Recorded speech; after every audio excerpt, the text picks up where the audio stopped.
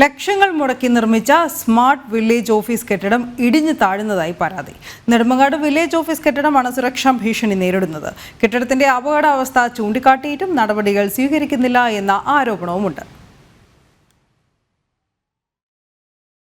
40 ലക്ഷം രൂപ മുടക്കിയാണ് നെടുമങ്ങാട് വില്ലേജിൽ smart village office കെട്ടിടം നിർമ്മിച്ചത്. 2023 മാർച്ച് 21 റവന്യൂ മന്ത്രി നേരിട്ടെത്തി കെട്ടിടത്തിന്റെ ഉദ്ഘാടനവും നിർവഹിച്ചു. 6 മാസം പിന്നിട്ടപ്പോൾ ചുമരുകളിൽ വിള്ളൽ വീണു തുടങ്ങിയതായിരുന്നു ബലക്ഷയത്തിന്റെ ആദ്യ സൂചന. 1.5 വർഷം പിന്നിട്ടതോടെ കെട്ടിടത്തിന്റെ ബേസ്മെന്റും ഇടിഞ്ഞു താഴാൻ തുടങ്ങി. ബലക്കുറവുള്ള മണ്ണിൽ മതിയായ കോൺക്രീറ്റ് പില്ലറുകൾ സ്ഥാപിക്കാതെ നിർമ്മാണം നടത്തിയതാണ് ഇപ്പോഴത്തെ അവസ്ഥയ്ക്ക് കാരണമായി വിലയിരുത്തുന്നത്. നിർമ്മാണ ഘട്ടത്തിൽ തൊഴിലാളികൾ നൽകിയ മുന്നറിയിപ്പ് അധികൃതർ മുഖവിലേക്ക് എടുത്തില്ലെന്നും ആരോപണമുണ്ട്.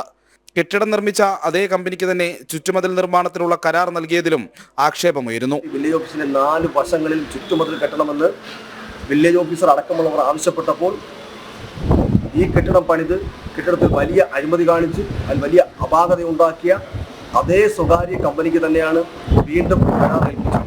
അതിലൂടെ വ്യക്തമാണ് ഇവിടുത്തെ ഒരു വിഭാഗം റവന്യൂ ഉദ്യോഗസ്ഥരും ഈ പറയുന്ന അഴിമതിയുടെ ഭാഗമായിട്ടുണ്ട്. കെട്ടിടത്തിന്റെ അപകടാവസ്ഥ ചൂണ്ടിക്കാട്ടി തഹസിൽദാറിനും ജില്ലാ കളക്ടർക്കുമൊക്കെ പരാതി നൽകിയെങ്കിലും നടപടികളൊന്നും ഉണ്ടായില്ല.